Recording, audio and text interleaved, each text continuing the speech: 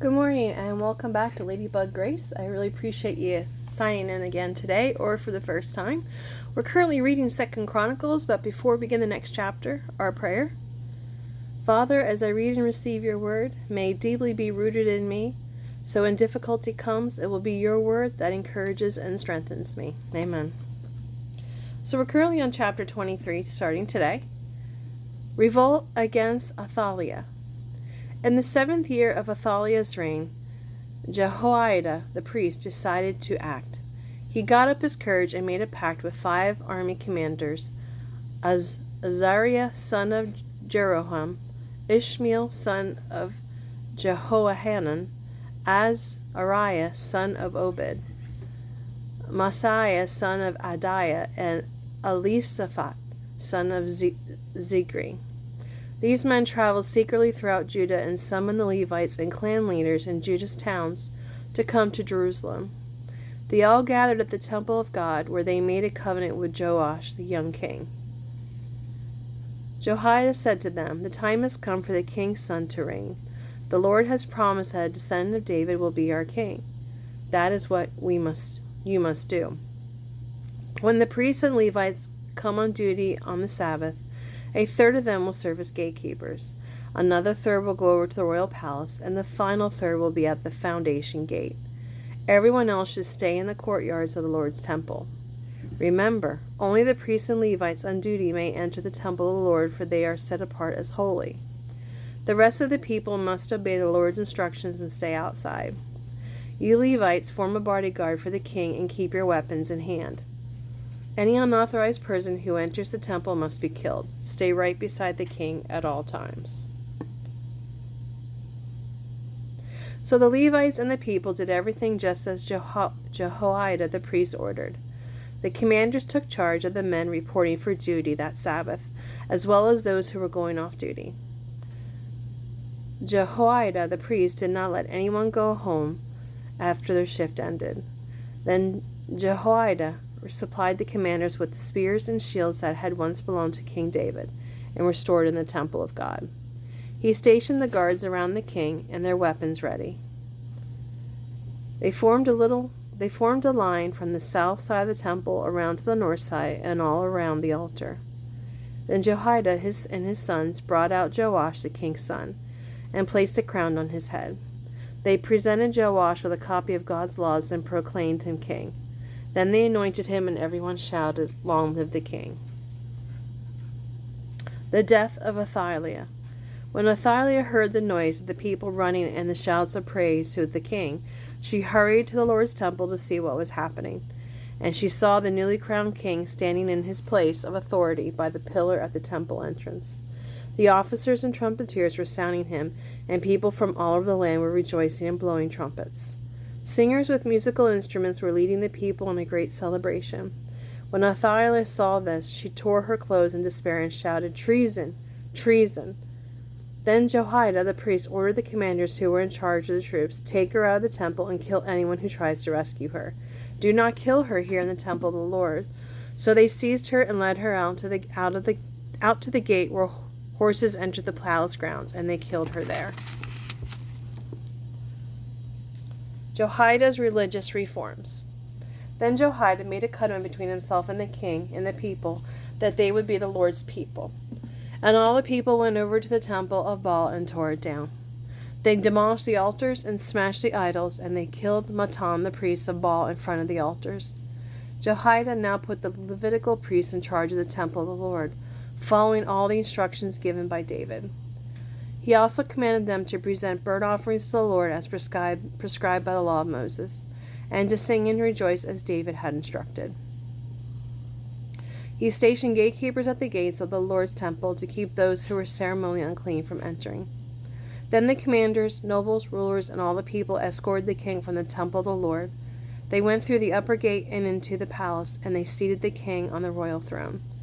So all the people of the land rejoiced, and the city was peaceful because Athaliah had been killed. Joash repairs the temple. Joash was 7 years old when he became king, and he reigned in Jerusalem 40 years. His mother was Zebiah from Beersheba. Joash did what was pleasing in the Lord's sight throughout the lifetime of Jehoiada the priest. Jehoiada chose 2 wives for Joash, and he had sons and daughters. I think I forgot to mention them in chapter 24. Sometime later, Joash decided to repair and restore the temple of the Lord. He summoned the priests and Levites and gave them these instructions. Go at once to all the towns of Judah and collect the required annual offerings so that we can repair the temple of your God. Do not delay. But the Levites did not act right away. So the king called for Jehoiada the high priest and asked him, Why haven't you demanded the Levites go out and collect the temple tax from the towns of Judah and from Jerusalem? Moses, the servant of the Lord, levied this tax on the community of Israel in order to maintain the tabernacle of the covenant. Over the years, the followers of wicked Athaliah had broken into the temple of God, and he used all the dedicated things from the temple of the Lord to worship the images of Baal. So now Joash gave instructions for a chest to be made and set aside the gate leading to the temple of the Lord. Then a proclamation was sent throughout Judah and Jerusalem telling the people to bring to the Lord the tax that Moses, the servant of God, had required of the Israelites in the wilderness. This pleased all the leaders and the people, and they gladly brought their money and filled the chest with it. Whenever the chest became full, the Levites carried it to the king's officials. Then the court secretary and an officer of the high priest counted the money and took the chest back to the temple again. This went on day after day, and a large amount of money was collected. The king and Jehoiada gave the money to the construction supervisors who hired masons and carpenters to restore the temple of the Lord. They also hired metal workers who made articles of iron and bronze for the Lord's temple. So the men in charge of the renovation worked hard, and they made steady progress. They restored the temple of God according to its original design and strengthened it. When all the repairs were finished, they brought the remaining money to the king and Jehoiada. It was used to make utensils for the temple of the Lord, utensils for worship services and for burnt offerings, including ladles and other vessels made of gold and silver. And the burnt offerings were sacrificed continually in the temple of the Lord during the lifetime of Jehoiada the priest. Jehoiada lived to a very old age, finally dying at 130. He was buried among the kings of the city of David, because he had done so much good in Israel for God in his temple. Jehoiada's reforms were reversed.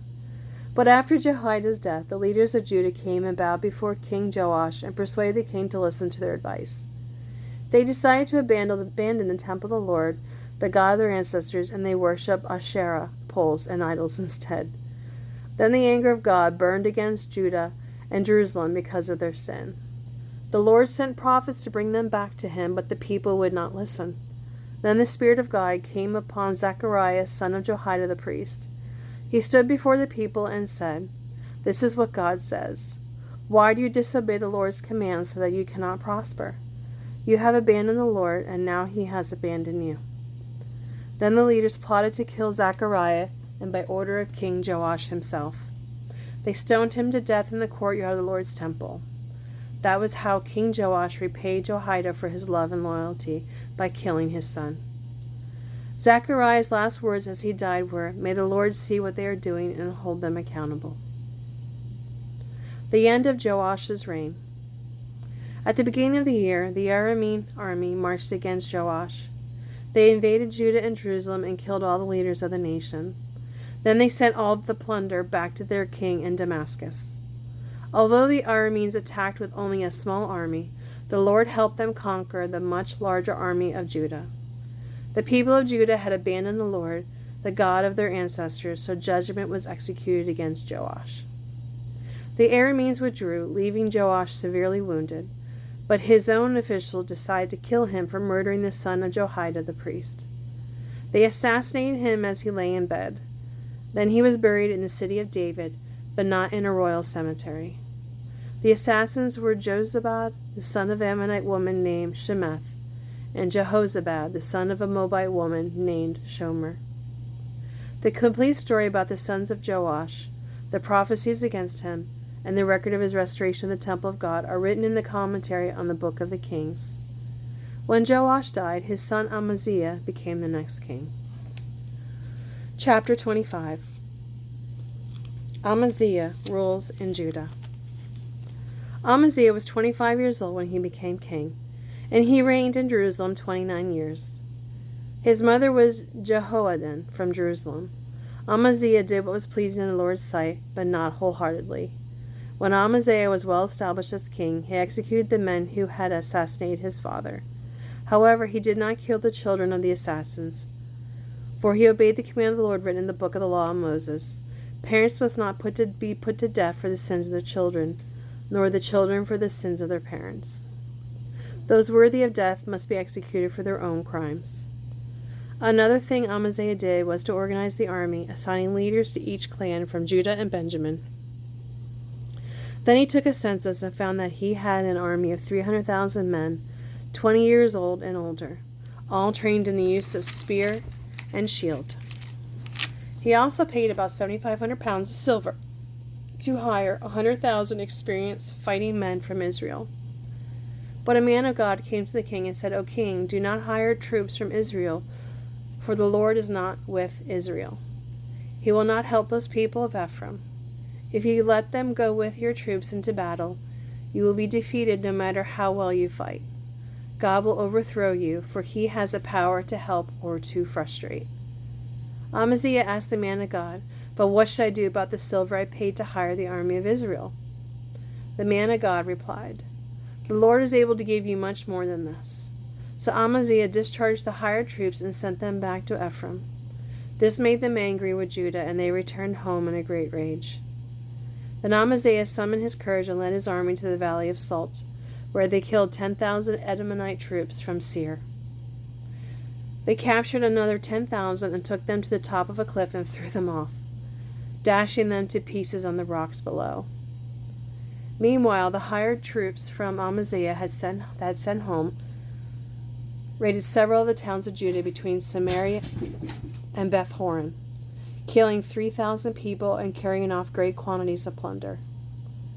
When King Amaziah returned from defeating the Edomites, he brought with him idols taken from the people of Seir. He set them up as his own gods, bowed down in front of them, and presented sacrifices to them.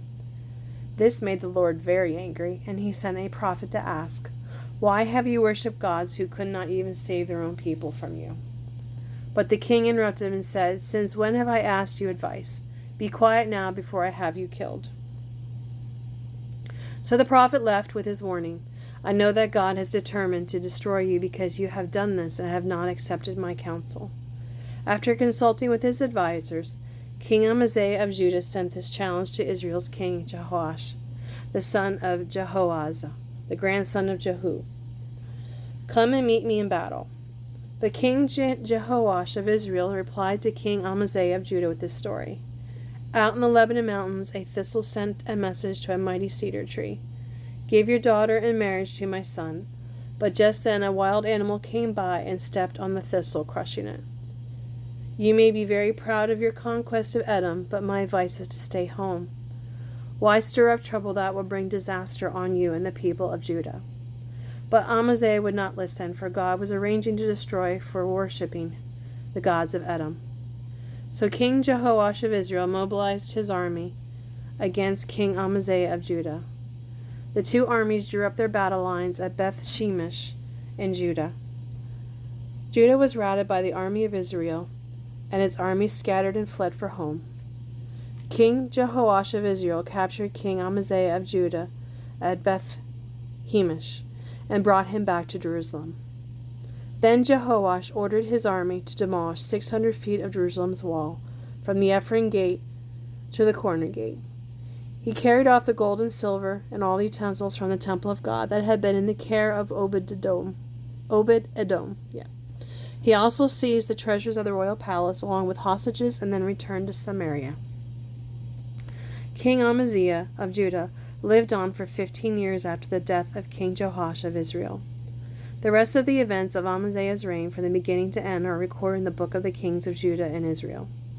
After Amaziah turned away from the Lord, there was a conspiracy against his life in Jerusalem, and he fled to Lachish. But his enemies sent assassins after him, and they killed him there. They brought him back to Jerusalem on a horse, and he was buried with his ancestors in the city of David. Well, thank you for listening today. I greatly appreciate your time and for signing on. I hope you have a great day and a blessed day, and until tomorrow, bye.